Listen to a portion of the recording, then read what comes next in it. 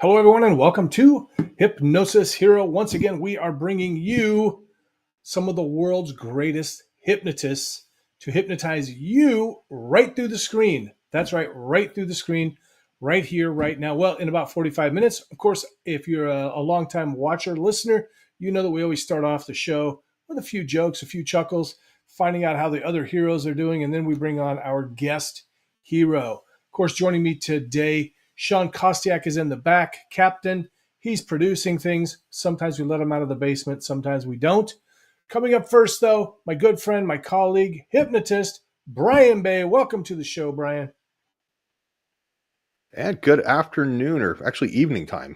It's a Yeah. little bit of a challenge now that we've got some sunlight that comes through when we come on. Yeah, right? The, How you doing the this days are week? getting good. The prayer circles helped. Thank Last God. weekend's but not yesterday, but the weekend before, everything woke up from winter, started blooming, and seasonal allergies turned into a near fatal man cold. Lord. Easily, I think I topped out a temperature maybe about 99.5. Oh, my God. And so it was, anybody who's had a man cold before, it's Oh, I've been there. Been there, just brother. blowing your nose and the chafing right here, Oof. Yeah. sore No, throat. I You're know. just like, I know. Yeah.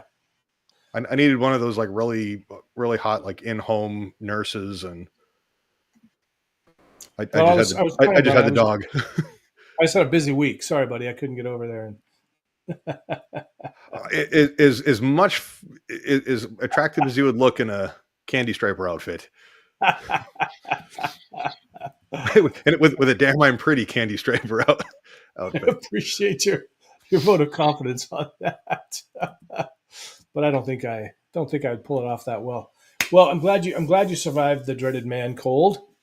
I've been there before. It's hell. What else? What else? Anything else going on in your life, Brian?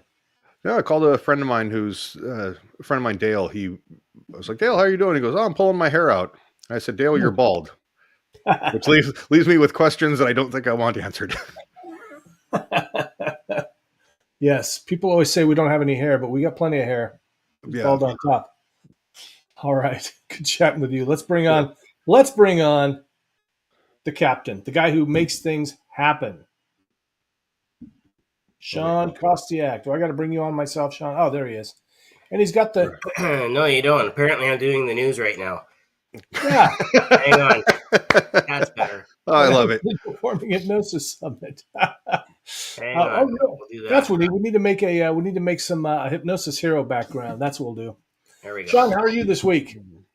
Good. Almost on the plus side of temperatures. Let's put it that way. Oh, that's exciting news. Even with metric. Even with the metric, yep. Wow. Because 1 is greater than 0. At least it is in metric. So. Mm-hmm. Did the groundhog lie to you? It was like, springtime is here, and he's like, Dave Chappelle, gotcha, bitches. It really depends on which groundhog you want. Like, are we talking about Wyerton Willie here, or Chubinecti Sam? Is Chubinecti Sam related to Justin Trudeau? No. Going back on his word, and no, that's a whole different groundhog. Okay. All right, good. Fun and games. Shawn, looks like you're going to a job interview. What's going on? I just got back from work. I do that kind of thing, and I clean up pretty well. Like, I get compliments on cleaning up. I love it.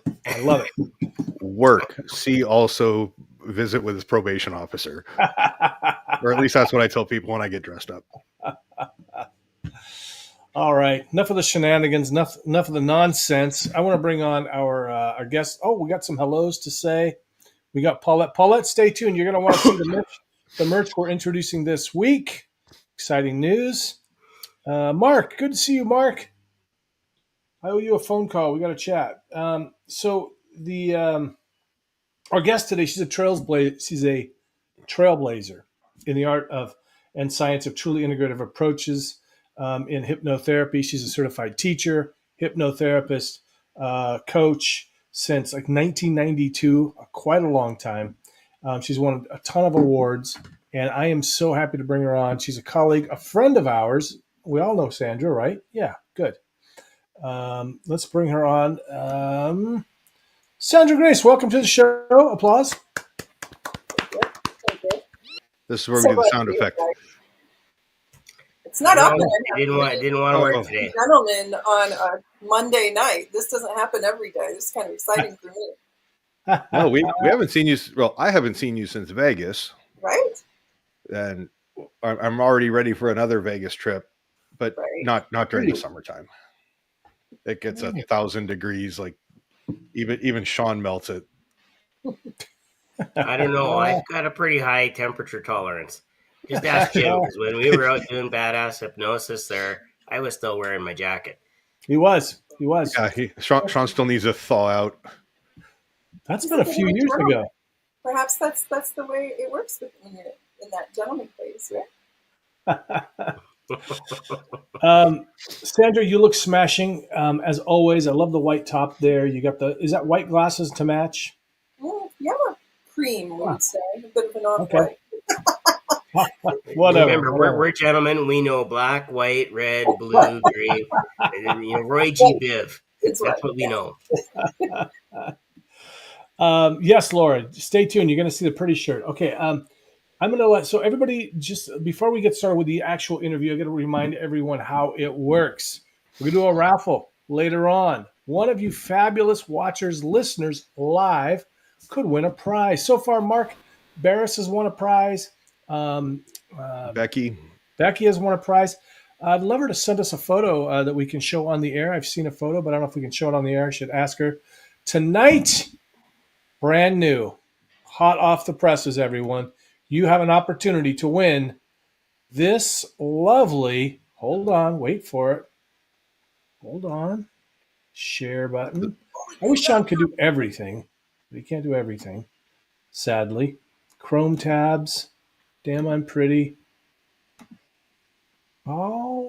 Okay. We're semi-professionals, guys. Semi-professionals. And I think I have to, that's right, I have to actually click it now. Sorry, Sandra. This is why people tune in, Sandra. They want to see what kind of fun stuff. There it is. The brand new Damn I'm Pretty shirt in hot pink for the ladies. Hot pink, special request from Paulette St. Louis. Special request. Created that earlier this week.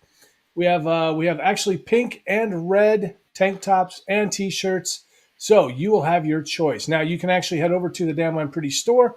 How do you think you might get to the Damn I'm Pretty store, guys? DamnI'mPretty.com. Do I win one? Boom, right there. Sandra nailed it. DamnI'mPretty.com, and you will find all the pretty merchandise. You can also win, and yes, you can win a second time. So I see Becca's on there. Now, how do you win? All right. With every comment, include the hashtag Hypnosis Hero. We're going to demonstrate what that looks like. So I hope I don't win again. Hypnosis Hero. So you include that with your comment, hashtag Hypnosis Hero. You'll be entered to win. We will do that at the end of the show. Sandra. Yeah. Yes. Oh, and that was it. Apparently, we're going to switch to Jim 2.0. Oh, God. No, hold on. Let me roll up my sleeve so I can carry this show. Yeah, exactly. Anyway, Jim will be back right away. You know, what was that old, is it CBS that had it? After these messages, we'll be right back. Yeah. Oh, no. What we need is like from The Simpsons when Krusty the Clown, they would have it would be like the technical difficulties, and it's like the camera guy with the booze, and he's passed out. That's exactly what it is. Sandra, thank you. You were asking a question, Jim, and then you kind of froze and disappeared. Yeah. Like you went to Canada and came back. Sandra, tell us, so later on, you're going to be demonstrating your special Grace protocol. You want to tell folks about that before we jump into the interview?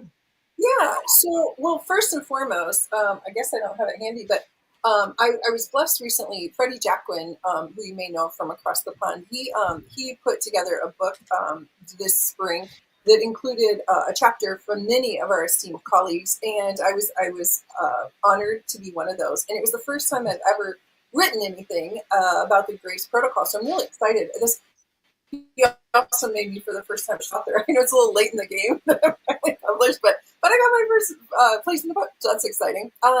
And so I wrote about it. So for those that are curious about a little bit more, I don't know how much time we're going to have to chat about it. That is a place where you can learn more about it as well. But the way it started is sort of a kind of a freaky story. Do I have a minute to share? Absolutely. Yeah. Okay.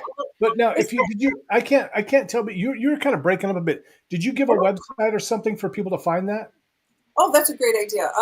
We'll have to check with Freddie Jacqueline, I think is where you'll look for it. And he's on Amazon. So I know that it's being sold through Amazon under Freddie's name. Okay, cool. Yeah, it's called The Exquisite Art of Hypnosis, I believe. Oh, Exquisite Art of Hypnosis. Nice. Yeah, it's beautiful. Yeah, and I think there's about a dozen of us that he had write a chapter. So it's very sweet of him. So what I told in the book was this story that was really dear to my heart. So, we all have that mentor, that person that brings us into hypnosis, right? And so there's a dear woman by the name of Joanne Couch, and she's currently in Arizona. She trained me. She didn't start off training me in hypnosis. I was a massage therapist, an energy worker, a coach. I was doing lots of other things. And when I would get so far with a client and then I couldn't get any further, I would refer them to Jo. And so we had this, and we would do retreats together and things like that. And I just loved working with her. And she was trained by Shelley Stockwell, I think, originally. But then she moved to Arizona and moved away, and she wasn't in my community anymore. And I said, what am I going to do? And she said, well, you're just going to go get certified. So I had the honor of being certified under Art Lidecker through the NGH. And I think that was so I started with her in 99, and then I did my official training, in 07. I think I became an instructor or something because I'd already been a teacher. So anyway, I flew out to see my mentor, who's now 80-something. And I flew out to see her on this visit, and I got there, and she wasn't particularly well, and she was in some pain and discomfort, and I wanted to help her, and so I set up a table in the house. I said, hey, would you let me work on you a little bit, maybe some massage, and she's like, I'm good. Let's just enjoy our time. I'm good. Kept asking, and then finally, I had just met Freddie Jacqueline at the Hypnotist conference, and so I said to her, I go, well, I've got a friend. If you don't want me, how about you let him do this? He has this awesome arrow technique. Would you be open to meeting him and seeing? Well, I'll meet him. So they got on the phone, and she fell in love with him, like everyone was Freddie. But then she was like, I don't think I'm interested in that today. Thank you. And I was like, I was just beside myself, right? So while she's on the phone with Freddie, I'm in setting up a table and setting up some of my woo-woo stuff, right, to work on her. She comes out, she comes on the table, she gets on there, and it sounds so cheesy, but it's true. I swear it felt like divine intervention, and I was just sort of told what to do during this session. And I did an hour and a half, 2 hour session on her where it was a combination of some body work, some energy work, I worked with some essential oils, I did hypnosis, it was just this combination thing. And when it was all done, I was like, wow, what just happened here? You know how sometimes you guys do this? You're doing a hypnosis session, or you're doing hypnosis and words just start flying out of your mouth. And you're like, wow, that was really good. I didn't know I even wanted to say that, right? Yeah. It was one of those moments, right, where it felt like, it was so great. And when we got done, she was completely pain-free, and she was just it was miraculous to me. She literally just walked out the kitchen, started making dinner where she could barely move before that. And I was like, what just happened here? And so, then she said to me, would you mind taking some time and kind of writing down whatever you said or did so that I would know what happened in there? Because, I wasn't really feel like I was super with it. And so I did. I took some notes for myself, and then I came home and I wanted to share it with a friend. So I asked a friend if I could do it for them, and they allowed me to. And so I got to explore it a little bit further. And since then, it's just been, growing and expanding. So oftentimes when I'm live, it includes a lot of other modalities in the Grace Protocol. So sometimes I'm doing, healing touch, or reflexology or massage, or using essential oils, or maybe I'm, so sometimes there's a culmination of a lot of modalities, and sometimes it's just the hypnosis part. And I'm finding that people are just really enjoying it. And it feels very in line with my belief system and the way I work with people, because it takes that integrative approach, So we look at the physical, structural, the mental, emotional, the energetic, the value system. And it's just been really fun how it came about. And the part that was so great about it is, of course, I get off the phone with her, and the next day or whatever, this is back right after I met Freddie, we were exchanging every week. And I told him, I go, he goes, how's your friend? And I go, oh, it was so cool. And I told him about it, and he's like, you need to like label that. You need to write it up. So he came up with the name Grace Protocol, actually. So that's why I was honored to the chapter in the book about it, because it was his name. It's just been really great, getting to learn and explore and develop a specific protocol. Like, of course, we all just make stuff up as we go, right? Like we've had all these trainings, but then it's always fluid when you're in the session. But that's one outline that I feel has really been making an impact on people. How cool! I'm excited to listen to it later. Yeah, hopefully participate. Ooh, yes, absolutely. So, so for those, because I know a lot about you, but a lot of the listeners don't. What is your niche? Do you have a certain group that you like to work with? So I would say that so my background's in education. Some people know, and others don't know that. So my first several years, I was a teacher, and then I trained teachers, and so my undergrads were in communication and education. So like theater and stuff like that. So I trained speakers, actors, performers, things like that. And then when I left formal education, I left because I'm a 210 cancer survivor. And so that's when I first learned about energy work, is I took a hiatus from my teaching position and I released cancer. And so that's when all that woo-woo stuff that I'd never been into. I started a science and math girl until that, but it was fantastic how it changed my life. And so at that time, I also went to school, became a massage therapist and a Reiki practitioner. And I have about 15 or 20 other modalities, polarity therapy. It takes forever to list them all, but I do a lot of other, healing techniques or whatever. And so that's when I got into all of that. And then I was working with clients, and I would be doing some things, like I would be doing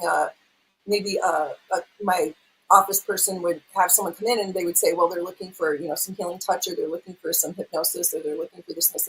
And then, I have a lot of corporate stuff I've done over the years, corporate training and stuff. And we have John Deere International right here in town. So I had this guy come in, an ex-executive, and I asked him, oh, I'm sorry, it doesn't say on your chart. What are you here for? I don't know what we're doing. And he's like, I don't know. And I was like, what? And he's like, yeah, I just know that I'm supposed to be here, and I'll tell you the stuff that's not right, and you tell me how we're going to fix it. So it was the first time I really started with a different approach, instead of coming in with my hammer and being like, okay, you need hypnosis, here you go, or my screwdriver, oh, you need butter. And it was the first time I just came in and he just let me open up my toolbox and go, well, what you got going on, And it was this life transforming event. And so this was in the early 90s, by the way. So what happened is this guy, when he was done with about 8 weeks with me and he had a pretty good transformation, he sent this big, beautiful bouquet of thank you flowers. And my office staff said, what's the card say? And it said, I opened up and said, thanks for being my life coach, And I turned to her and I go, what the fuck's a life coach? I never heard of it, right? And she goes, oh, this doctor who shared my office, she goes, oh, I know. I saw it on Oprah last week, And I was like, this is how old I am, folks, right? And so I was like, well, what is that? And she's like, I don't know. So, of course, I search all over. I find someplace in California that's certifying people, So I order it online and stuff comes in and I start getting the books. And I remember this moment so vividly. I was like, I teach that. I went through all the books and I was like, apparently I've been coaching for a long time. I didn't even know it, right? Integrative coaching. I think they were calling it some kind of holistic coaching or something then, And so, so that's been a huge part of my passion over the years is to help other folks with maybe singular or dual or triple modalities that they do, and help them to create for themselves an integrative approach to their coaching. So that's been my passion project for the last several years, is putting together this integrative coaching certification so that people can learn when they want to work with a client, how do they, instead of having this whole laundry list of services like I used to do, it was like you would hand it out and you'd be like, so which of these 25 things would you like today, right? And instead you create your own protocol, your own ability to combine them together into this approach which says here's the toolbox, how can I help? Instead of running around with your hammer and your screwdriver trying to fix them, Yeah, so I love that. But so I've been doing that for the last couple of years. That's been a fun passion project. Recently, I've, I guess for probably the last 5 or 10 years, I've been doing a lot of coaching entrepreneurs. So I got into this millionaires group, and so there's a bunch of folks that either were ready to flip to their first million or make their first billion. And I got the pleasure of coaching a lot of these, mostly gentlemen. And it was nice because it got me to look at a new mindset. And so I was able to help them and that's what really created the system. As I started looking at the habits that I noticed of these folks, and I started to see, what has to happen in order for them to live their best life, physically, structurally, mentally, emotionally, and spiritually, and remain in alignment, and also be incredibly successful. So I really loved my work. And then that got me back into corporate training, which I love, because, then they would say, well, now I want you to come work with my top executives, or I want you to come work with my teams or my sales teams and stuff. So that's been fun. This is sort of my journey over the years, working through these things. As you know, I am finally putting together my first stage show, we're calling it. It's a small group show. I'm really excited about that. I've had the support of a lot of folks. Michael DeShalit's done some consulting for me. Terry Stokes has been really great. And now I've been working every week since your event. I've been working with Michael John's been helping me put it together. So I'm really excited about, sharing that. I had my first run through last week and studied my notes. So yeah, I'm pretty proud of that. When is the show? So my show's a little bit different. It was there were several reasons why I hadn't done stage up until now. I had been on stage a lot. Like I said, I have a degree in theater and stuff. I'm comfortable being on stage, and I've done a lot of keynote speaking and that sort of thing, but I hadn't done a stage show. And I remember I was having a conversation with a couple of folks about why not. And one of them was in a class Michael was teaching. He said, hey, if you haven't done your first show yet, why not? And I said, because I'm not funny. He's like, what? And I go, I'm a lot of things. Like, seriously, I'm wicked smart. I mean, I got some good characteristics, right? I'm intuitive. I got a lot of stuff, but like, I'm not funny. And so I think you have to be funny to do a stage show. And he's like, that's ridiculous. And I was like, no, it's not. Like all stage shows I've seen are funny. I'm not funny. He's like, but you don't have to be funny. You just have to have them be funny. And I was like, oh, how did I miss that? Like, right? you just tend to be the conduit where you just kind of go, all right, here, you do something. You create the opportunity, and you're just kind of the conductor of your own comedy orchestra. You don't have to tell the jokes. Yeah, sometimes this really stuff happens on its own organically. I know. So I was really listening to you earlier, it sounds like you just sort of, much like I did, you kind of just stumbled and fell your way into this. Hypnosis portion. I would say that there was some intention definitely behind it, but mostly I've been blessed to just sort of let life lead me, So like I said, I was a high school teacher and a coach for several years. Then I got my master's in marriage and family counseling is what I was moving towards. And I sort of decided I didn't want to be a counselor. I didn't want to diagnose. I didn't want to prescribe. I didn't want to do that. So that's why when I found coaching, it was such a beautiful concept for me, because I had already had a lot of that type of training, but I wanted to approach it in a different way. Right. So for me, I don't want to ruminate about the past. Right. And I just want to help leverage all those experiences that we've had up until now and help people to move forward in a path that they create. So helping them get clarity on goals and helping them to, find the right methods and modalities to get them the physical structural foundations they need, get the right mindsets and thoughts, teaching them self-hypnosis, that sort of stuff.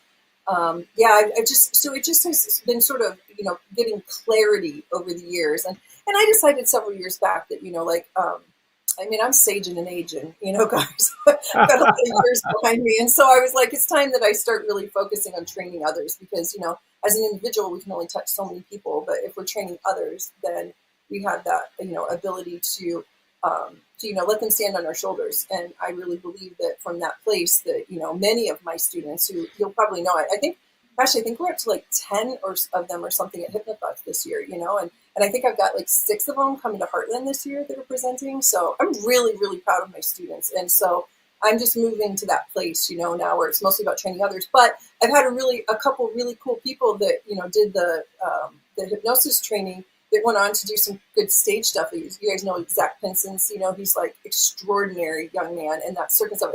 And that's because Paul Ramsey did the specific training for him for the stage stuff. And I just helped with the hypnosis certification. But it made me realize that all my students would benefit if I would be more well-rounded. So this was my sort of the last undone, right? And so I was like, so this is it. So so my show is a little bit more about like message and meaning. So I'm really focused on, it's really important to me that the show has an end result that empowers people that have been struggling. And so I think a lot of shows do that, but I'm particularly proud of this show and its intention that I teach everyone. I allow everyone, like Paul does. I hypnotize everyone in the audience for stress management, and I teach everyone self hypnosis. And then we take a few of life's most stressful things and play them out and laugh about them, and then find a new way of looking at them, and then I teach them another self-hypnosis technique before they leave. So beginning of the show, everyone gets hypnosis. End of the show, everyone's trained in hypnosis. So everyone leaves learning 2 ways to hypnotize themselves for stress reduction.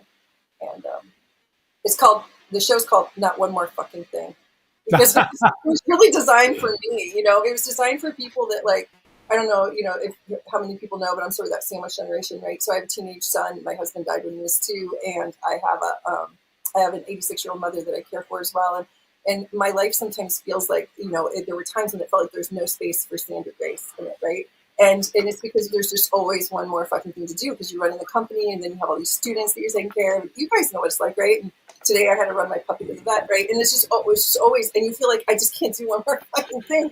And for people, I think all the time, I just had this conversation, I don't know if you know Jennifer Norris Nielsen, but we just had this conversation today and I was like, what if people didn't have all the skills we have? Like, Jesus, some days I feel like I barely survived this. Like, how do people do it if they don't have all these, right. abilities that we have, right?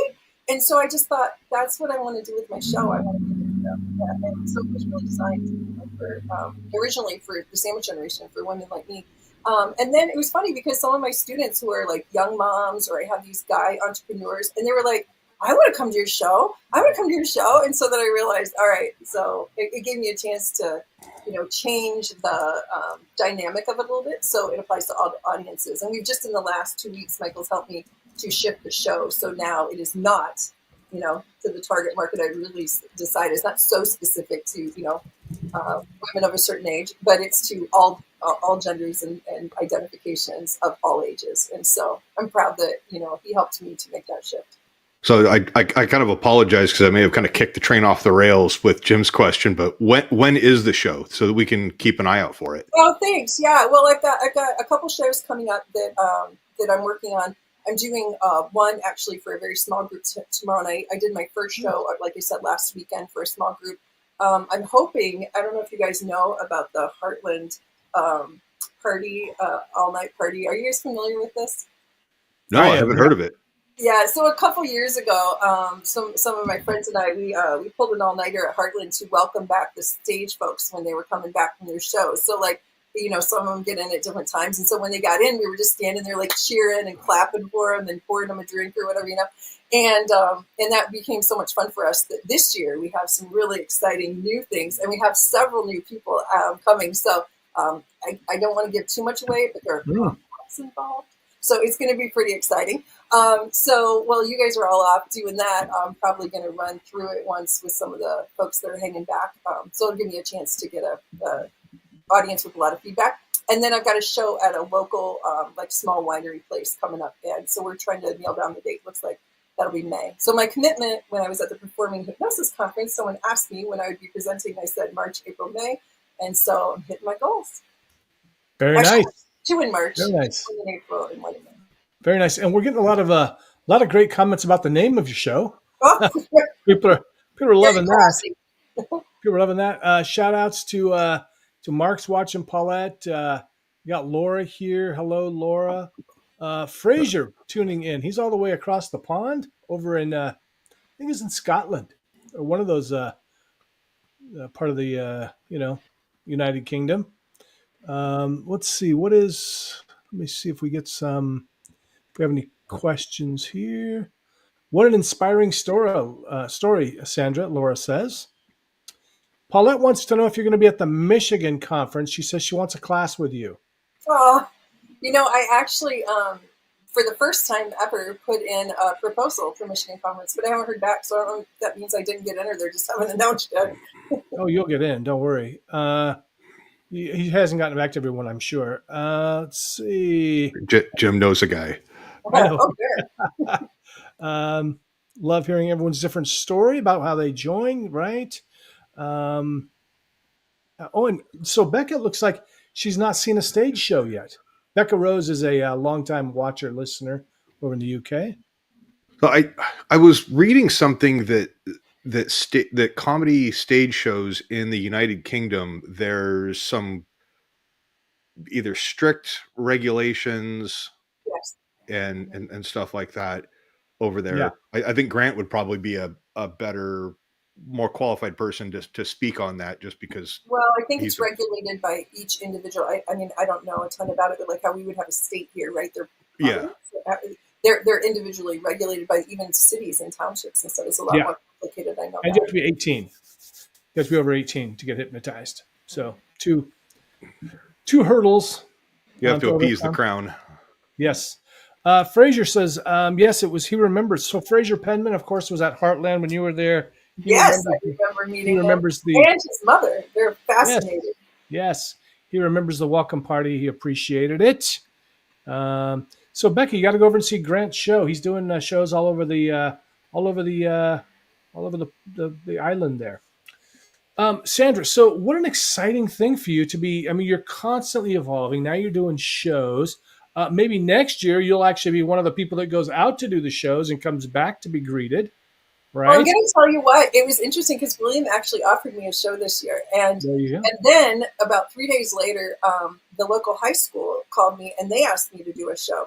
Oh. And I just said, here's the problem, that up until now, my show is not appropriate for all ages. Like, you might notice by the title, right? That one more bugging thing. So I'm not saying that one day I may not make it more appropriate to all audiences, but one thing that Michael John said to me that I thought was really thoughtful this week is he said, I'm grateful that you didn't try and make it work and that you allowed yourself to stay true to your mission. Because when we started, he started just, creating like a show, right? And then I said, whoa, Michael, like this is really specific to me. Like it's so important to me that these people leave with these skills and that that's going to be, a high priority. Even though I want it to be fun and we're going to make it that. I know you can do that, right? Like if anyone can, he can do that, right? But I was like, but it's really essential to me that we don't move from this. And he's been really supportive about that. And he said, I'm proud of you for, it would have been easy for you to just go, yeah, let's take those shows, right? And he said, I'm proud of you for like, no, I'm going to stick right now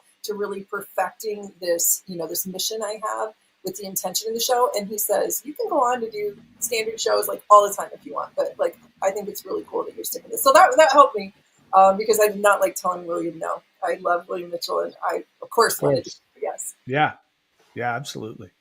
Hey, Scott, thank you for the kind words. My Edward Snowden background. I don't even know what that means. Jim's coming to us from Russia and hiding.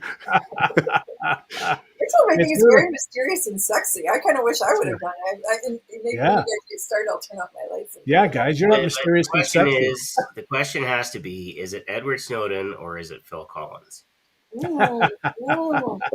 I'm going a little of column A and a little of column B. Yeah, I should have my hair back and some more red lipstick. That's a good way.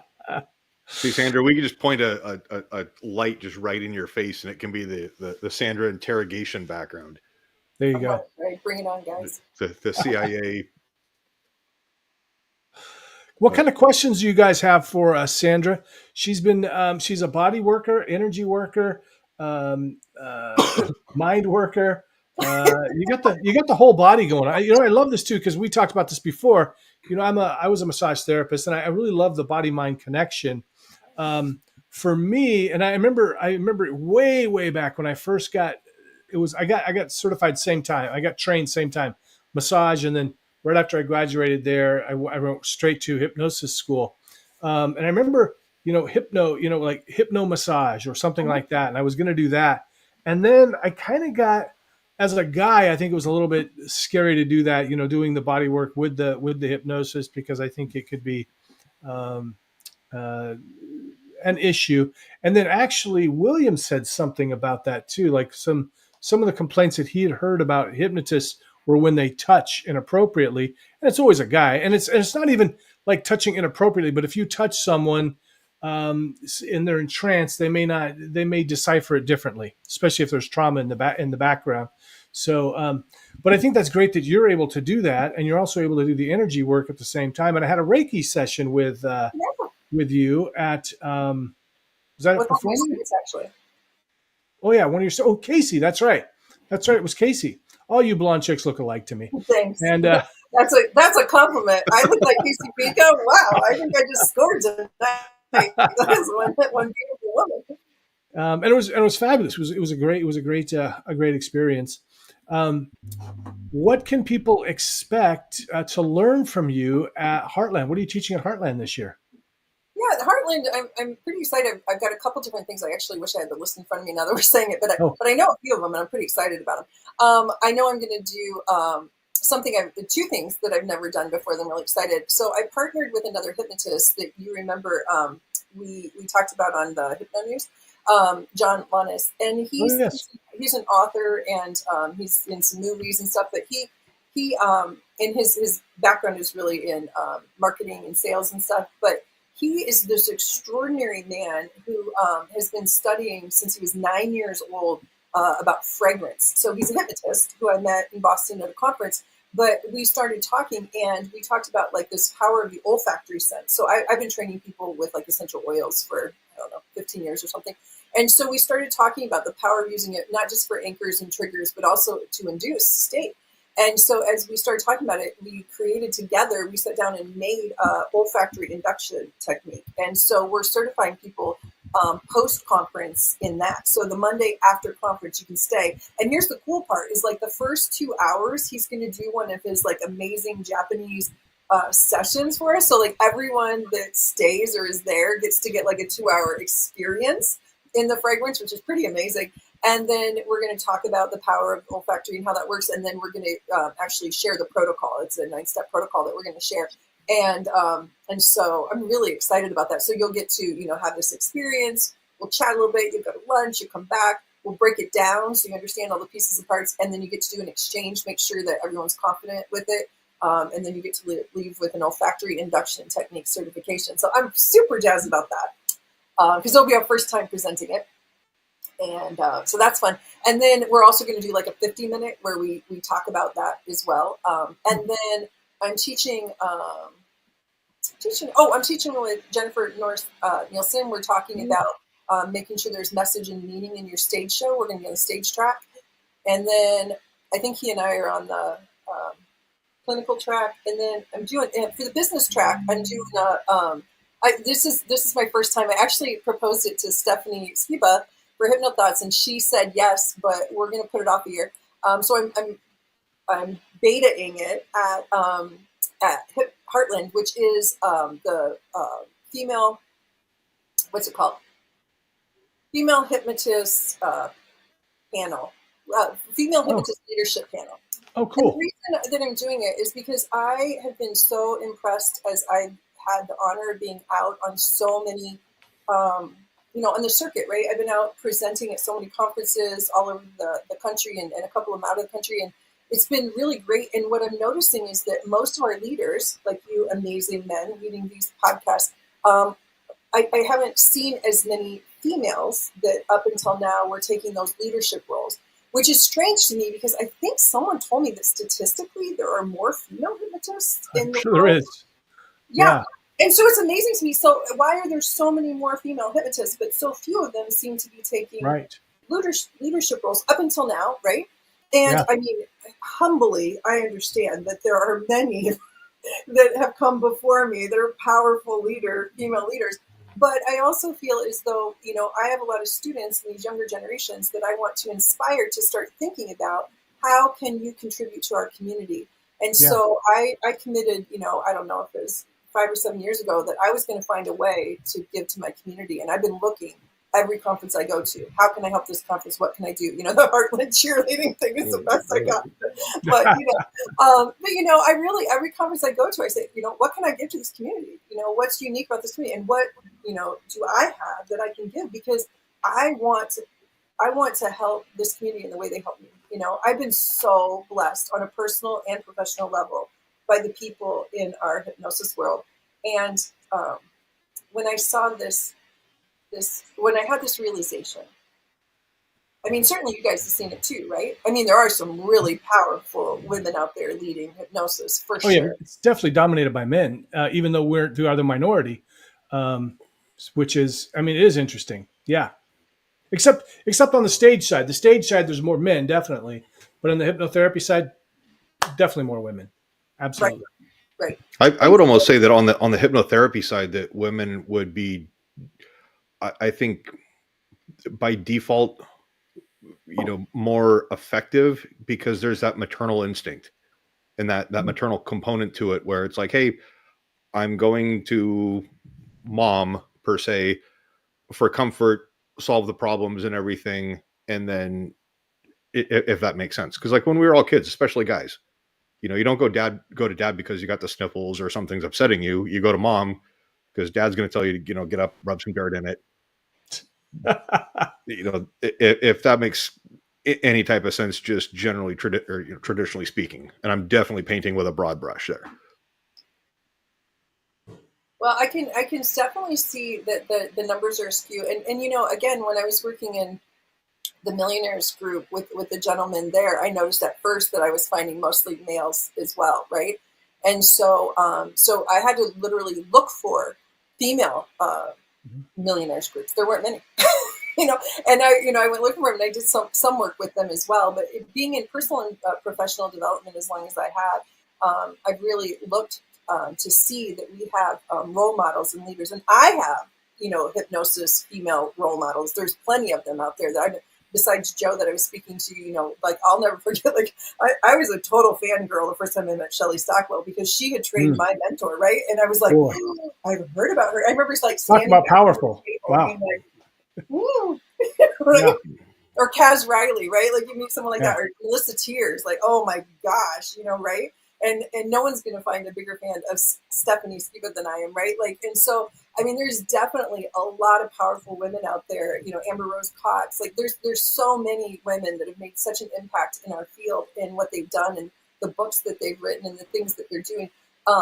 And yet it definitely is not matching in numbers. And so we need to make sure that we are contributing back to our community, as so many of you amazing men have been doing over the years. Like, right? We have a responsibility to our community to make sure we're finding out how do we give back to, right?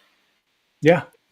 Yeah. And be more noticed and be an inspiration to more women, because the other part of this is not just is creating that space and that place where women feel comfortable. And then like we had at the PHS, after Deanna's talk, we had someone say, your talk changed my life. A female stage hypnotist, you changed my life, because they need that leadership to have someone to relate to. It's it's different. I mean, you can have idols that are men or females, but when they're your same gender, I mean, it just makes it better. We got a couple. Oh, I was gonna say we got a couple of great questions here. But I'll wait till you get to a stopping point, Sandra. No, I'm happy to hear the question. I feel like one of the things that I really hope happens in St. Louis at Williams Conference is I really hope that there are men who choose to attend that panel, because I think that there's definitely some great Q&A that can happen that will help to inspire that. So it doesn't necessarily need to be a room full of women where we discuss women in leadership, because I think that having some of the strong male leaders like yourself there could really contribute to the discussion, right? Because it's a panel, it's a forum, it's a discussion, right?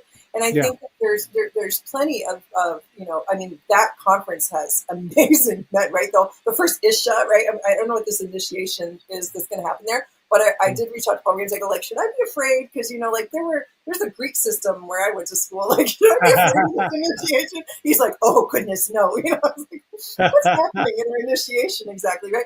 But like, there's some really powerful folks that are going to be at this conference from around the world. Like, it's just an amazing conference, as intimate and small as Heartland is. There's some power hitters there, and so I would really hope that some of them might choose to also be a part of this panel and give, suggestions, right? Some of those strong male leaders can come and be a part of this discussion, right?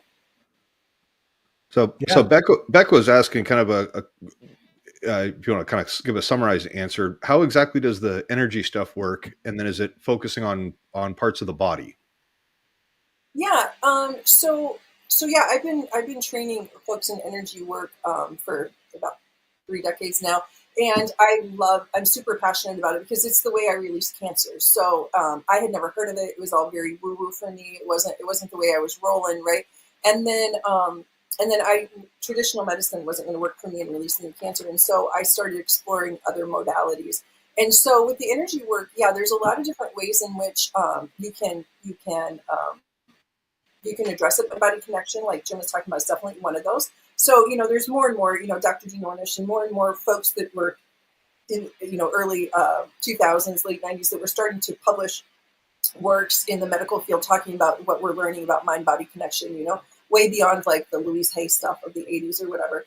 And so there's definitely this idea that, like in chiropractic, they talk about thoughts, toxins, and traumas, right? So, of course, it could be a toxin that's causing the dis-ease in your body, right? You might have a poison or some sort of toxin that's happening, right?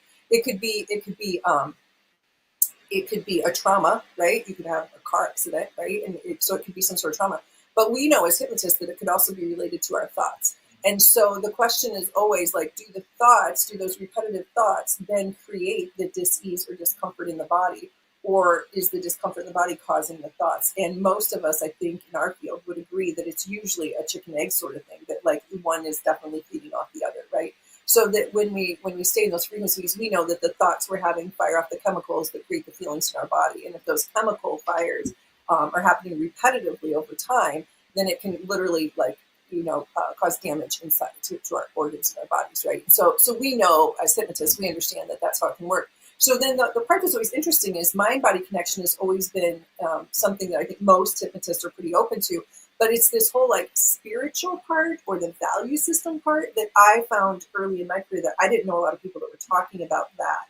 And I think it's because it was kind of a forbidden ground. Like we don't want to mess. Like when I was young, my dad used to say, "You don't talk about politics. You don't talk about money. You don't talk about religion." Like there was things, right? And so I think early as hypnotists, like the same as Jim said, that there was this story that like we don't touch our clients, or there was this story that we don't talk about their spiritual beliefs or something maybe, right? And I hope to think that's pretty prehistoric now, because I have to say with all these young entrepreneurs that I work with, right, these powerful, 30-year-old millionaires, I'm telling you, they all are more than happy to talk to me about their spiritual foundation and belief. And I think it's because I don't push or promote a particular belief, right? So for me, it's always like God, Allah, Buddha, Jesus, the oneness, science, nature, whatever it is to you. Usually they're spiritual and beliefs is kind of the foundation of, what is them, their being. But yeah. To kind of segue, Laura had a great question. Sandra, she was asking, what is your advice on teaching everyday people who are anxious to tap into the relaxation and learn self-hypnosis? And my quick answer to that is sometimes people just need to get the hell out of their own way. But what are your thoughts on that? Well, what advice would you have? Yeah, in August, I'm going to be at a conference where I'm speaking specifically on this topic. And I chose it, even though it seems like, kind of a topic that's been around forever and kind of boring, maybe to some people, like you're really teaching a class on something. So I'm like, yeah, because what I know is that I started practicing self-hypnosis in 1999, and I've practiced every day of my life since. I haven't missed a day. And when I had brain surgeries, I had those back-to-back brain surgeries, I don't know, 5 or 6 years ago. I truly believe that because I had that practice, that's why I was able to do my surgeries with hypnosis, right? And able to forego the medications and the drugs. So what I tell people is you never know. Wait. Hold. Brain surgery without medication or drugs. Right. We did. Well, I mean, one of them, I died 3 times, so then they had to use some meds. But other than that, it was really cool. I'm assuming you're talking like the pain meds afterwards. Yeah, we didn't use any pain meds, but we also, for many of the procedures, we didn't have to use the medication. So I got really blessed because I asked if there was any way they'd be open to not using the medications because I'm so sensitive. And when I asked, they said that one of the anesthesiologists, they thought she was a hypnotist, so they would let me meet her. And sure enough, she was an NGH certified hypnotist. And so she came in and just laid before us like 7 drugs and said, well, this is what I should usually give you. I should give you this, and it does this. Do you want it? I'm like, nope. She's like, I usually give you this. It does this. Do you want it? I'm like, nope. Like, she was phenomenal. And during my surgery, she was so great because one of the things that was really important to me is that I wanted to make sure that the conversations in the room were all very positive. I didn't want, when I was deep in state, I didn't want my subconscious to hear any, limiting or worrisome discussion from the doctors. And she was phenomenal about the discussion and what was allowed to be spoken. And she was just, she was amazing. She was amazing. So I was really blessed. Yeah. And while I was doing that, Paul Ramsey and I were doing work together at that time. And so he would support me in my pre-work before I would go in. And then they would put me on the table and I would do my deepening stuff. And then the anesthesiologist was there to help support things as well. And we had an agreement that when I came out in recovery, that they were not allowed to give me any pain meds, because sometimes when I would first come out, there would be like a moment of discomfort. And they always asked, do you want anything for the pain? And I was like, do not let them give me anything for the pain. Just wait and give me a minute to get myself together. And if I couldn't get together quickly enough, they'd bring Paul in the room and he would help with that too. So yeah. I see a business opportunity with like some tier 1 units in the special operations folks, but pretty powerful. Yeah, Becca had a good kind of a follow-up question. I don't know why it's not letting me. There we go. It says, is it common for people to fall deeper depending on whether it's a male or female voice, depending on their preference of what feels more comfortable? And she says that she tends to prefer male voices. So I'll throw that out to both you and Jim. You guys are you guys the if you want to talk experienced ones. about that. Yeah, feel free. Yeah. I don't believe that gender is specific. I think that the pitch can have an impact. I think that if you can lower your pitch, that sometimes you create more comfort than a higher pitch. And so, and also whether you're authoritative or you're permissive is probably the biggest influence. And if you're doing your suggestibility test, you know which one is ideal, right? Yeah, and she says, or does it just depend on how well of a hypnotist they are? All those. I think it's all those. It's the pitch. It's what you perceive the hypnotist, whether you think they're better, and also who you're more comfortable with. There are some, unfortunately, because men are more often the villains in the world. There are women that don't feel comfortable with a male hypnotist. I don't know that that's true for females, although I do think that there's sometimes males may not want to use a female because they don't think they're strong enough, if that makes sense. But it's really going to come down, I think, to whatever you're most comfortable with, really. It's about rapport. So I think that the question is, if you have the right amount of rapport with your client, then all those things become very insignificant, right? So as long as they know that you are qualified and that they are safe with you and that you've done that sort of thing.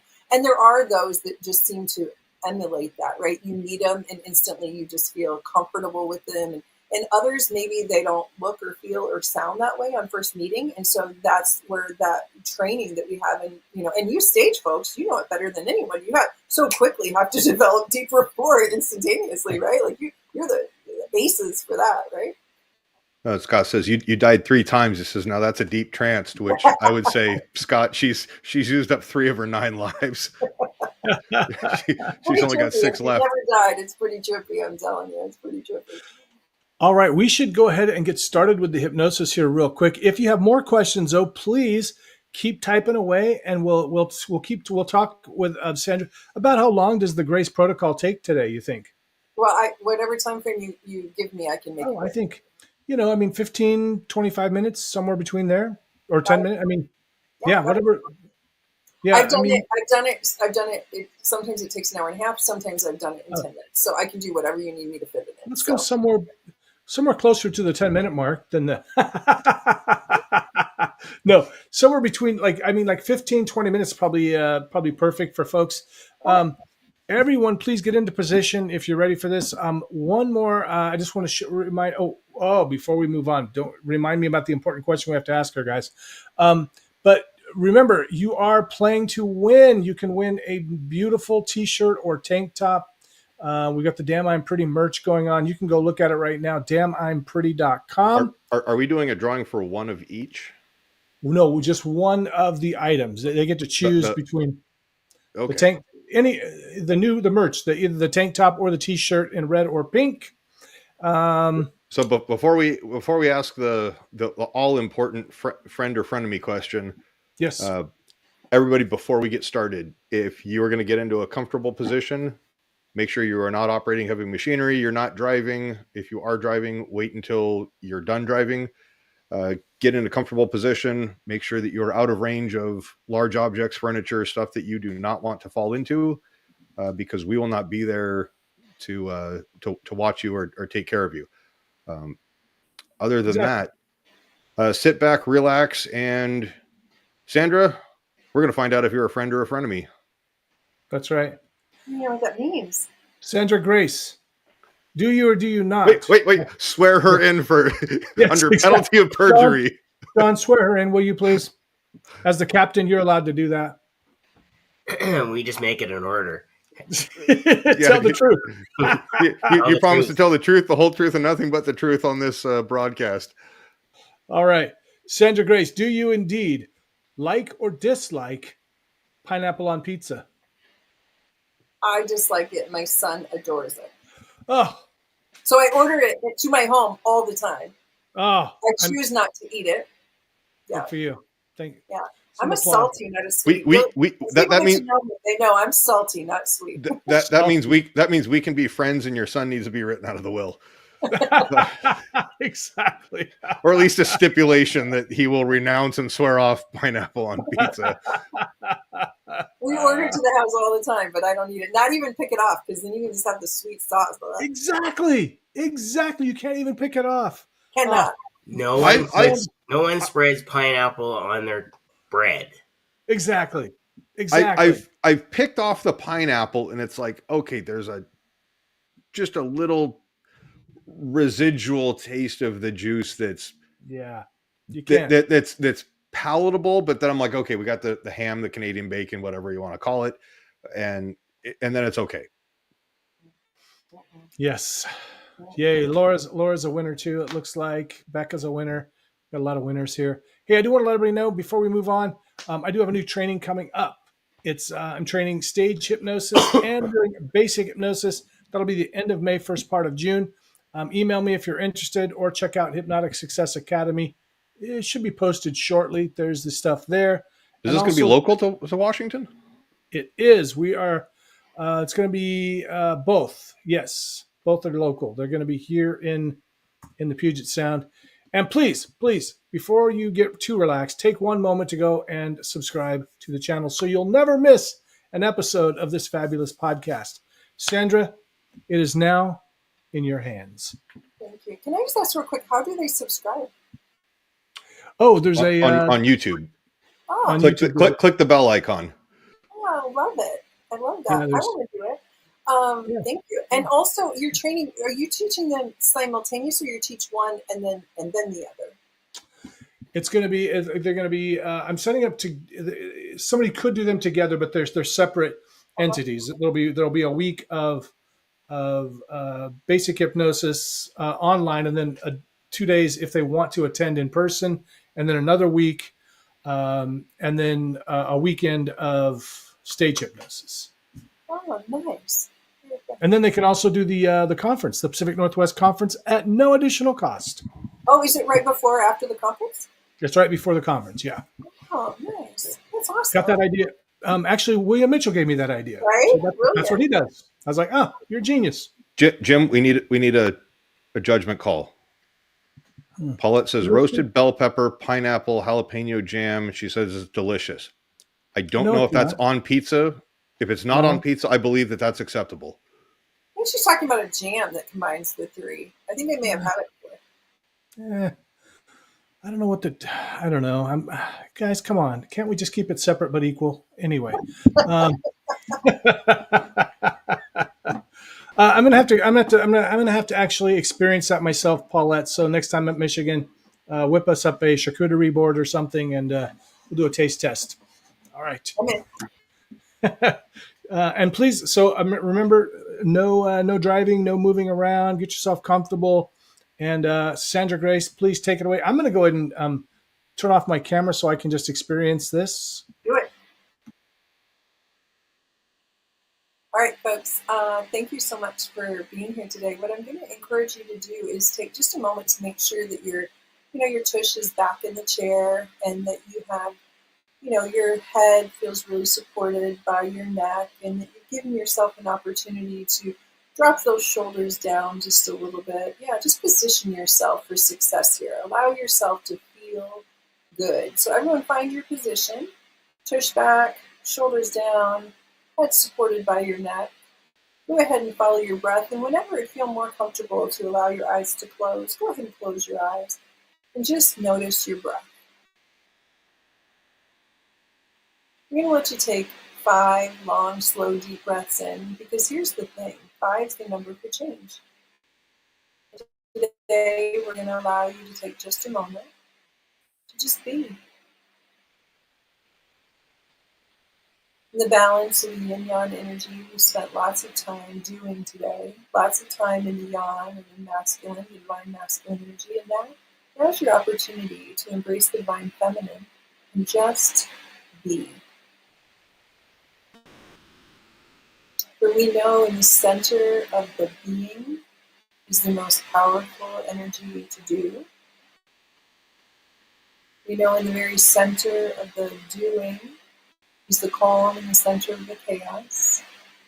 And you can allow yourself to embrace the opportunity to be here and now. And the frequency in which we experience our being is that of love and gratitude. We're on the love-fear spectrum. We know that when we move from love, when we embrace the truth, when we stand in our truth and know the truth is you are loved, you are loved, and you are loving. And when you allow yourself to remain in this space, in this truth, you say in your mind, as you hear me say it aloud, I am love. I am loved. I am loving. Then you can allow yourself to be in that truth. And you'll hear it echoed once again as we move forward. And this time you'll really feel it within your being. I am love. I am love. And I am loving. And from this space it becomes easy to allow ourselves to notice this beautiful body that we're moving around at first school in, right? This amazing meat bag that lets us move from place to place and go and do and be. And as we begin to give thanks for this beautiful human form that we have to experience earth schooling, with your eyes closed, breathing nice and slow, allow yourself to move all your attention now to your feet, to your toes. And as you move your attention to your feet, you can take just a moment of gratitude for these beautiful feet that have moved you around Earth School, that have allowed your being to move. And it takes you here and there and everywhere you wish to go. And thank you for these beautiful feet. And perhaps then you move your attention and you give notice to these knees, right? The knees that have allowed you to bend down and maybe to pick up a flower, or maybe to bend down and pet your pet. These beautiful knees that have allowed you to move and reach down and up and move all around. Some say knees are where we hold our fears, and when you allow yourself the flexibility to move, you can release that which may have been holding you back up until now. Thank you, knees. We can move our attention to our hips. Our hips are about moving forward. Our hips are when we know the next smallest step we can take in our journey here on our school. And every day we're growing and evolving and changing and developing. And these hips are what allow us to take those steps forward. And so we take a moment now and say, thank you, hips. And as that same beautiful energy comes up into our lungs, you can take a deep breath in. But this is your breath of life. You were gifted this when you arrived here on Earth School. You didn't have to ask for it. You didn't have to pay for it. It was just there for you. And it's been with you in your whole journey here. And we give thanks for this beautiful breath of life. And as you inhale and exhale slowly and so gently that no one would even know you're doing it, you give thanks and say, thank you, lungs. Thank you, heart. For our physical heart that allows that blood to pump through this body and allows it to heal and restore itself, but also for the esoteric heart, right? For the essence that allows us to feel. And we move our attention now all the way up to the crown of our head, to this beautiful brain. It's allowed us to experience and know and know that we know that we know. How beautiful this brain works for us. The conscious brain that we're aware of that allows us to know and do, and the subconscious mind, like that amazing computer who's holding all the information that's useful to us. And we give thanks for this superconscious and all the parts of this beautiful brain. And as we move our attention to our senses and our face, we notice our ears that have allowed us to hear all the amazing sounds here on earth. There's music and wind and the laughter, the voices of the people we love. And say, thank you, ears. And we move our attention to our eyes and all that we've been allowed to see, the beautiful colors, nature. Thank you, eyes. And perhaps we move our attention to our nose or our olfactory senses and all the yummy things we've smelled, all the amazing yummy fragrances we've had from our foods we eat, to the woods, to the freshness of spring. Sometimes it smells so good we can taste it. And so we say, thank you, nose. And we move our energy to our mouth, our gustatory sense. And we give thanks for the bitter and the sweet and the salty and all the wonderful flavors that we experience while we're around our school. And we say, thank you, Mom. It's been such a blessing to live in this body right here, right now on our school. And so giving time now to give thanks for that opportunity. And as we do, we notice that this vehicle that we've been moving on Earth School in, this vehicle is like our car or our bus or our boat or our jet ski or our motorcycle, right? And so this vehicle that we've been moving on Earth School in is such a precious gift. And so we take time now to think about this vehicle and how it's allowed us to get around. And we notice how it's similar and dissimilar to maybe a truck or a horse or a boat or a car. And we see the similarities. We see that first and foremost, we always want to put the highest therapeutic grade fuel into our vehicle, right? We would always know whether it takes diesel or unleaded or leaded. Or, we always know what it needs and what fuel we would put into it, right? Whether it's an electric or a hybrid. And so just as you know this, you know which fuels are ideal for your body here on your school. You know what fuel your body enjoys the most. And just like you would never pour sugar into the tank of your automobile, you would never want to pour something like a bag full of sugar into this body and expect it to work optimally for you. And so you can choose, ideally, the best fuel for this vehicle that you've been gifted to move around Earth School. And you can see that now, and you know that now, and you're aware of the ideal fuel for this body. And they're all different. Just like all the different vehicles run on different fuels that are ideal for them. So your vehicle, your body is unique. You know what it really needs to thrive, and so you gift it every day. And just like you would make sure it had all the proper lubricants or hydrations, you do the same for your body as you would your vehicle. You make sure that there's water, right? That the radiator's full so it won't explode or blow. And know that everything needs proper hydration, and you know just the right amount of water for your body every day, and the fluids you like to put in, on and around your body. So you have clarity there. You would not have this beautiful vehicle that you love and never wash it or never care for it. So of course you know just how to wash and clean and maintain this beautiful human form. And also you wouldn't park something that you loved in the garage and just leave it there and expect it to start up one day, right?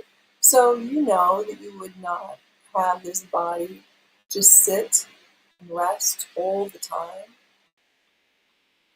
You know that it would need the right amount of movement. And so you would get it out.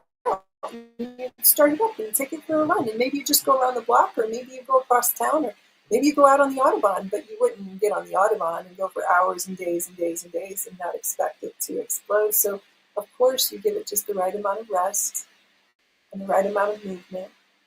And you know what that looks like for this beautiful body you've been in all this time. You know just the right movement for this body and just the right amount of rest and care. And so we give thanks by showing how grateful we are for this human form in the way that we care for it, like we would our vehicle, a prized vehicle that we have. And we are so grateful. And so as you notice that you focus on the gratitude of this amazing vehicle that you're moving around your school in, you notice that in addition to this, there's also something else. There's something in addition to the physical form. Maybe it's, you call it your essence. Maybe it's your soul or your spirit. So let's consider this essence. This essence and this form, how they work beautifully together during your time here on Earth School, and how they can also work uniquely. And so if you took just a moment now to consider that they could separate and reassimilate, and what would it be like if you would bring them together and then apart?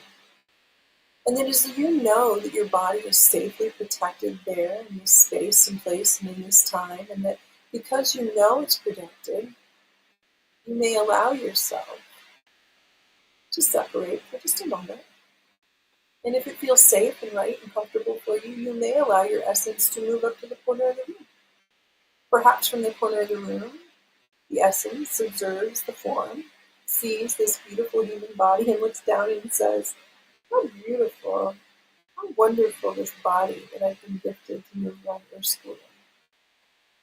And from this vintage place of gratitude, from this vantage viewpoint, you notice just how amazing this body is. And this mind that's within the body that allows it to think and know and experience and do and know that you know that you know that you know. And it's so powerful. Thank you. Thank you for this mind. And so from the corner of the room, if it feels safe and appropriate, and you can see that this body is safe, perhaps you move up to the roof of the building, or maybe you go up to a high tree or a wire. Maybe you move all the way up into the atmosphere, the stratosphere, and maybe you allow yourself to go all the way up, so far up, up, up, that you could look down and you would see this green-blue ball that some call Earth. And maybe you would look down on your school and see that on that green blue ball, all the way down there, you see that body resting and residing as you continue to go up and up and up and up into everything until you find yourself through the atmosphere and the stratosphere and the galaxies and until you're one with everything, until you find yourself in flow. And you notice that you are one with the Alpha and the Omega, the beginning and the end. Maybe it's God guides your angels. Maybe it's Allah, Buddha, Jesus, the one who's everything. And you find yourself part of everything. In this space, it becomes easy. Once you're with flow, it's so amazingly easy. Look all the way down at that green blue ball, and all the way down at that beautiful human form, and see that all the way down there, that up until now, we were struggling. There were some things that felt like hard. Some of them were daily things. Some of them were occasional things, but there was something that felt like hard for them. in that beautiful human form. And from this space, of course, it's easy. The answers to the questions, or the questions to the answers, are easy when you're a part of everything, when you're part of the oneness, when you're in flow. And now you can see that what felt like so truly hard for them, that body down in their school, it now seems remarkably easy here. And so allow yourself to take just a moment and notice the answers to the questions, to the things that felt like hard.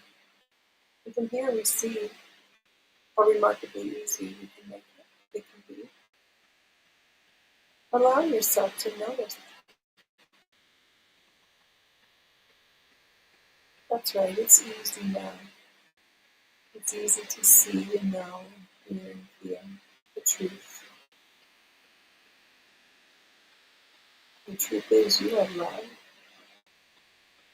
You are loved. You are loving. From that frequency, from the highest frequency, love and gratitude, you have access to everything. And so it is. Once you see, feel, hear, and know this truth, perhaps it would be helpful to remember something that you're noticing. Maybe it's a word or a phrase. Something that you would take all the way back down to that body later and remind them. You know, that thing that felt like hard for them. Remind them of the truth and how easy this can be. Maybe it's a color or a symbol or a number. Maybe it's a word or a phrase. Remember that now. And when the time is right, you'll bring it back, all the way back. And it feels so good to be here that maybe you want to take just another moment to see if there's anything else you noticed.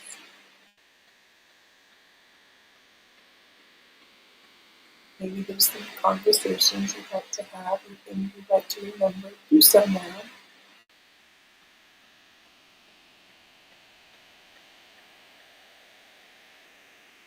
And again, maybe it's a color, a symbol, a number, a word, or a phrase that you'll recall.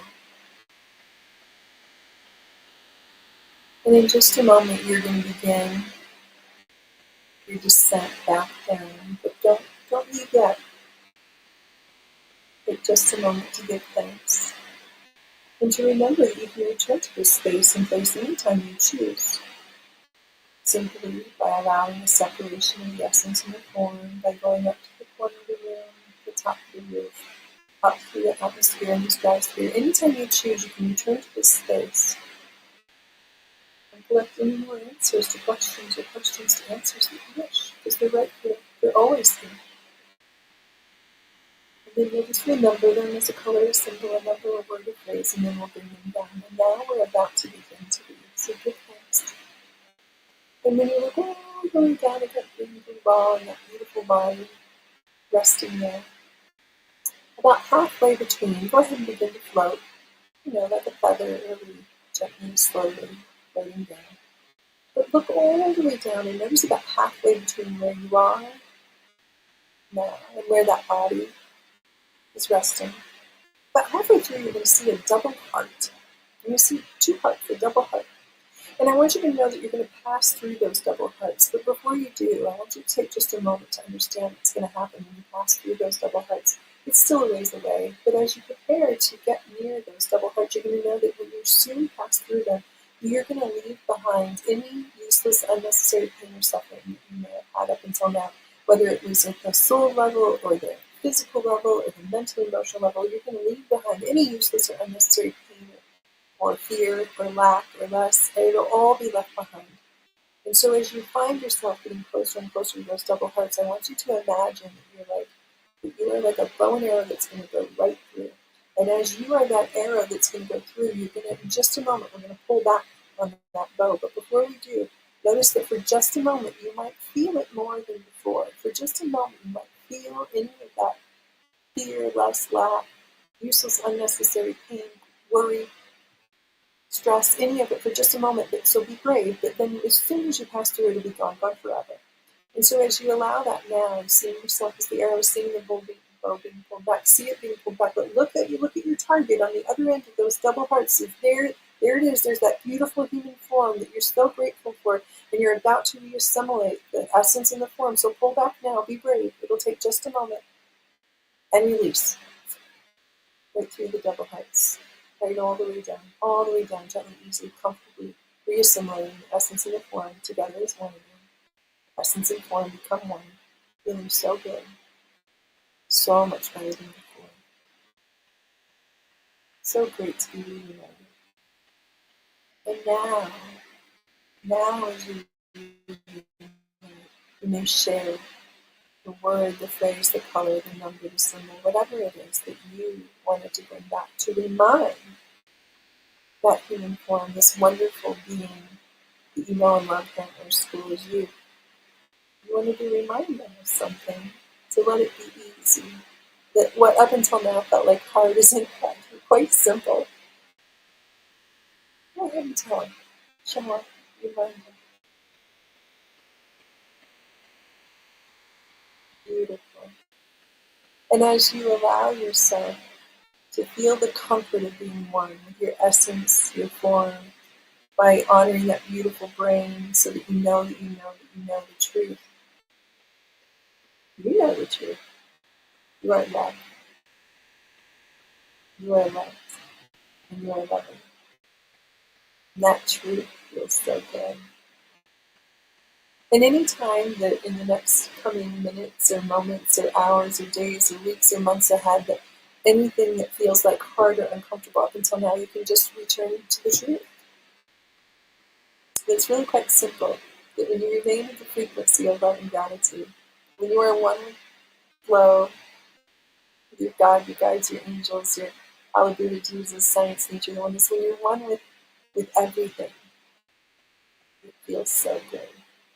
In just a moment, you're going to want to open your eyes and you're going to return to the place in which you started this journey. But before you do, take just a minute and notice how it's a moment-by-moment choice, and you and only you get to decide. And you can decide to carry this feeling forward with you. And that you can decide that this is the way in which you choose to live, and you can create a way of living that feels like love and gratitude. And it's a moment-by-moment choice, and you'll choose it every day. Where you make the choice, and the choice fires off the thought, and the thought fires off the chemicals, and the chemicals create the feeling, and the feelings are your life. So choose love. Give yourself that grace that you give to others. And now when you're ready, you'll feel that wonderful energy in your toes, and you can wiggle your toes, and it feels good.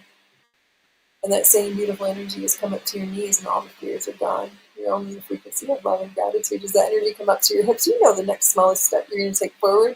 That next smallest step to enjoy life with ease. As that beautiful energy comes into your lungs, you take a deep breath in, breathing in 5 long, slow, deep breaths that are going to bring you back to wonderful energy to finish out your day. As that energy comes all the way up the crown of your head, knowing you're never alone and you're always divinely guided. And it feels fantastic. And when you're ready, with the degree that you are committed to this wonderful, easy, joyful life, blink, blink, blink your eyes open. And when you're ready, you blink, blink, blink to the commitment to living your best life in love and joy and peace and health and happiness that are yours to claim. And it's a moment-by-moment choice. And blink, blink, blink your eyes open to this wonderful life for you. Thank you. Thank you for joining me tonight, and thank you for being open to receive. Yeah, welcome back, Jim. Hey guys, thanks Sandra, that was wonderful. What did you notice? I thought the double hearts was interesting. Yeah. So for all of our listeners, what was the most impactful and best part? Go ahead and comment. And Sandra, I've got one question that I've been curious to ask. Yeah. With all of your experience with hypnosis and everything, what was the probably? I think when I was sitting with you and Terry Stokes in the bar in Vegas, I asked this question: what was probably your most profound and most impactful experience where you made a difference in somebody's life that was memorable to you? Or the most rewarding experience that you've had so far?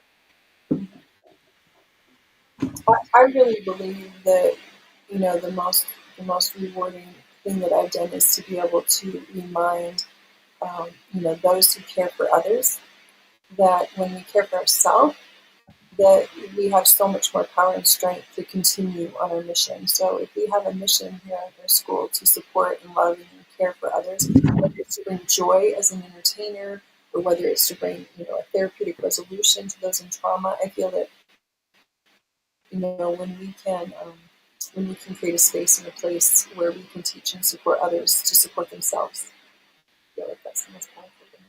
Did I give a better answer than this? Yeah, I guess to narrow it down, was there a singular experience where you remember where you've made a profound impact on somebody's life that was very memorable to you, that stands out? I don't know.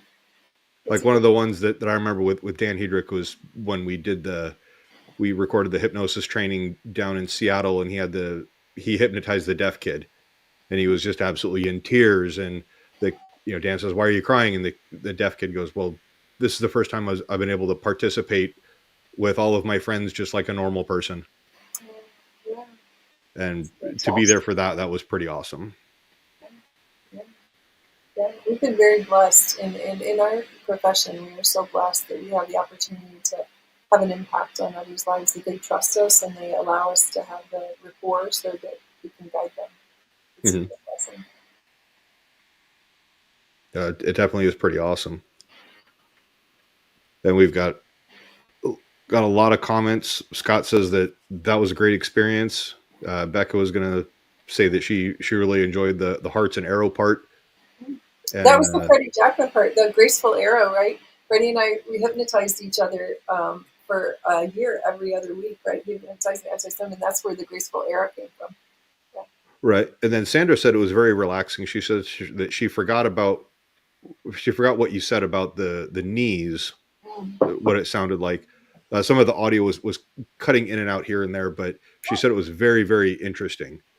Well, I do know that many people believe that the knees are where we hold our fears, and so when we feel a lot of weight or pressure in those, it keeps us from being flexible or moving forward or being able to move in different directions in our life. So people that study mind-body connection, really believe that the knees are a powerful place of healing. And I do have to say that I'm shocked at the amount of Americans that I work with, because I do an integrative coaching. When they fill out their intake form, I'm surprised at the number of people by midlife their knees are gone. Right? It's always fascinating, right? My knees are going because of Uncle Sam. But it is interesting for sure. Yeah, you said something earlier about the military, and I don't know if people know, but I've had the blessing of working with the women in defense, and so we have Rock Island Arsenal here, and so I've worked with them, and of course my husband was a Marine, and so I was able to work with a lot of Marines over the years, and I remember like when my husband was going in for something called like SEER training, right? It was a pretty intensive experience where I had the blessing to teach him self-hypnosis before he did that. And, I guess the understanding is like no one makes it out of there. Like everyone, that was where I was going with, is a lot of your tier 1 operators and flight crew, to once, and I was watching a video clip of a well-known YouTuber, and he used to be an instructor, and he goes, when you get out and you're actually being hunted by other human beings, like your heart rate and your stress level goes through the roof, and being able to calm yourself, think rationally, and then God forbid you are in any sort of, captive situation. It's having the mindset to go, all right, here's how we feed out little bits of information, play the part, be in control of yourself, and, just remain in the fight. When he was telling me, he's like, obviously it's all supposed to be top secret, and I was supposed to know, but they hear tricklings, and I said, well, I can help prepare you if you can tell me about it. He's like, well, I don't really know, because that's the things we don't know, but I do know, like in general, like everyone gets captured and everyone, undergoes this torture. So, well, for the school portion, but I think it would be amazing to be able to have the self-hypnosis be a part of the curriculum. as a means of self-preservation and those types of things. Yeah. He said it made all the difference for him, it was really nice. But and the more we can do preventatively with our soldiers, right, the more we can do with the men and women to help them, control their mind prior to their service, the less, obviously, my husband had PTSD, 21 PTSD memories when he died, and the less we have, the more we can do prophylactically, right, that we can train our soldiers, the less that they'll bring home. And then even the aftermath, you're seeing a lot of, and it's not limited to military. It's also, spills over into our first responders, firefighters, law enforcement, paramedics, stuff like that. Even like hospital, ER trauma nurses and docs. Yeah, sure. It's a lot of heavy stuff to deal with. And, if you guys, any of our listeners and viewers, if you guys know somebody that is struggling and is looking for resources, we may not have all of the right resources, but we can at least do our best to point you in the right direction. And even if we're getting you that one step closer to assistance, forward progress is still progress. And if somebody is seeking assistance and seeking help, take that little victory of you're still in the fight and it's not over. Yeah, we had a non-for-profit called Soldiers, Veterans, and Family Resources, and I know that it's such a gift to try and find our place to give back to our communities. And through the pandemic, we certainly learned about our healthcare providers and how painful and stressful that was for them. And so, when we can find ways to give back to our community, that's a great thing. Yeah, Laura has a great comment. She says that's definitely what it was: fear in the knees, and she says you're very insightful and is very appreciative. And Tracy absolutely loved it, and she had some energy movement that was happening. Tracy, if you want, feel free to elaborate. Well, you should all know that I am a huge fan of Tracy Harden. So if you haven't met her yet, I hope you do soon. She is a very talented woman, and it's amazing what she's creating in her practice and the way she's making an impact in the world. And she's a big part of the cheer squad at Heartland as well. Right. No, that's awesome. Right. Well, that was fabulous. Thank you so much, Sandra. Welcome. Thanks, guys. It was nice to hang out a little bit. And like I said, 3 handsome dates in one. This doesn't happen often. Thanks. Woo-hoo. There you go. Everybody, get ready. Get your lottery ticket handy. We're going to do the drawing. We're going to do the raffle. Oh, so Tracy says her head was moving back and forth during the session. Nice. Interesting. Yeah, so sometimes this is the way we release. So you find a lot of people just any type of movement. It's kind of like animals when they get the zoomies, they just need that energy release. Is that something that you would kind of describe it as? Yeah, it can be. Oftentimes, I think what we find is when there's some movement that's occurring during there, it's especially we're noticing post-pandemic. So Lisa Sigworth, who I'm a huge fan of, she's in our community. She's a grief specialist, and she talked to me about this. How we have these layers of grief now, and we have compounded unresolved grief. Post-pandemic in so many people, and so. We don't realize how much we've been carrying until it starts to shed off, until it happens to come off. And I know that the stage folks are noticing it more and more in our youth, right? Especially like in the high school circuit and stuff like that, right? We're seeing more and more of that sort of stuff coming out, even during our entertainment shows, right? Because they just finally get to breathe for a minute, right? And so, people like, Tracy's an amazing hypnotist, but also she's a body worker and an energy worker, and so she's out there every day on the front lines making a difference, and so I think that it would make sense that as an entrepreneur and successful woman that she is, that she probably cares for a lot of people, and so to take a moment for herself, it makes sense that she would have some of that shedding to come up. Oh, wonderful. Well, Jim, is it that time? Is that time just to remind the folks at home what you're playing for? A brand new car. No, not a brand new car. You are playing for one of these fabulous, I can't really see them very well here. Go to damnmindpretty.com. You'll see what you're playing for.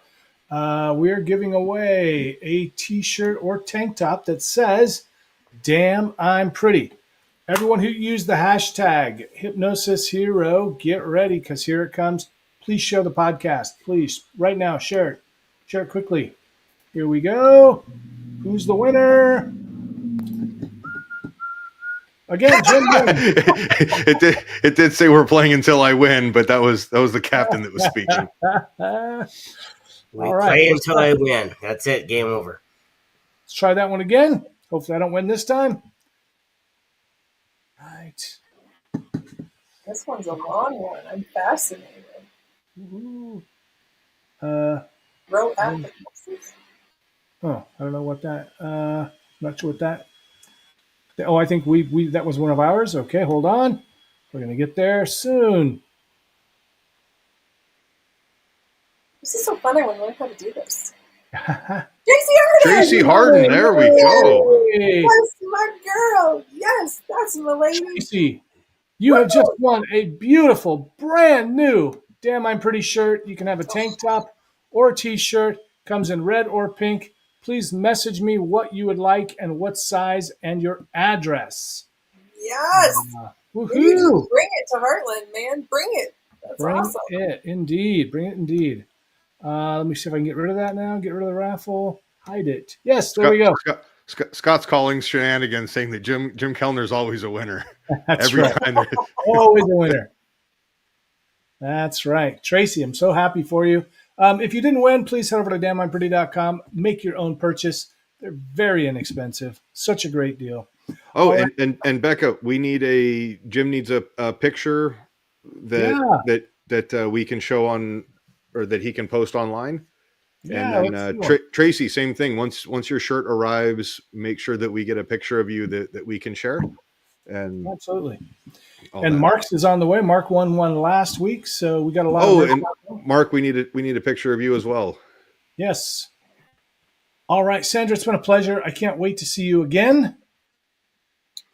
I look forward to seeing you all. If you two, a couple of you gentlemen, I don't think you're going to be at Heartland, but if we don't see you there, we'll see you at the next conference. Thanks. I'll see you at Heartland, most likely, or Hypnothoughts at least. Yeah, yes. Yeah, thanks, baby. All right, everybody, take care. What an honor. Thank you. Thanks, everybody, for watching. Please share the podcast. Thank you, Shawn, Brian, of course, and all of our lovely watchers, listeners. I sent him one a while back. Well, I wasn't sure if I could use that, Becca. Thank you. I'll use it. All right, take care.